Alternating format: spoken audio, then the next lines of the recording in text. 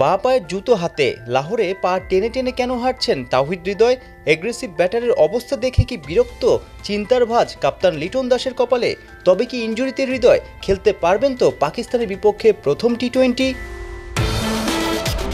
মঙ্গলবার রাতে গাদ্দাফি স্টেডিয়ামে বাউন্ডারি লাইনের আশপাশে ক্যাচিং প্র্যাকটিস করছিলেন। একটা ক্যাচ ধরতে গিয়ে হঠাৎই রোপে বা পা পড়তেই হালকা মুচকে যায়, সাথে সাথে শুয়ে পড়েন তাওহিদ হৃদয়। সতীর্থদের পাশাপাশি দ্রুত ফিজিও কাছে এসে ম্যাজিক স্প্রে দিয়ে দেন। প্রায় 15 মিনিট একই জায়গায় ট্রিটমেন্ট নেয়ার পর হালকা খোঁড়াতে খোঁড়াতে ডাগ আউটের দিকে যান এই টাইগার। হৃদয়ের অবস্থা দেখে সবাই অবাক।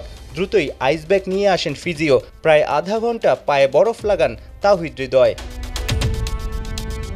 বরফ দেওয়ার সময়ও হৃদয়ের ব্যথা হচ্ছিল, শরীরের ভাষা সেই বার্তাই দেয়। এরপর রাতেই তার বাঁ পায়ের এমআরআই স্ক্যান করানো হয়। বাংলাদেশ টিম ম্যানেজমেন্ট সূত্র থেকে জানা যায়, এমআরআই পরীক্ষায় বড় কোনো ক্ষতি দেখা যায়নি। হৃদয়কে নিয়ে শঙ্কাও তাই কম। এখন প্রশ্ন আসতেই পারে, বুধবারের ম্যাচের জন্য কি ফিট এই হার্ড হিটার ব্যাটার? জানা গেছে এখনও পায়ে কিছুটা ব্যথা আছে তাওহিদ হৃদয়ের। ম্যাচের আগে মাঠেই হতে পারে তার ফিটনেস টেস্ট। সেই পরীক্ষায় উতরালেই কেবল ম্যাচ খেলার বিবেচনায় আসবেন এই ডানহাতি ব্যাটার। দলের গুরুত্বপূর্ণ সদস্য, মিডল অর্ডারের আশা ভরসা। লাহোরের ব্যাটিং উইকেটে হৃদয় ম্যাচ খেলার জন্য ফিট থাকবেন নিশ্চয়ই, সেই আশাই করছেন দলপতি লিটন দাস।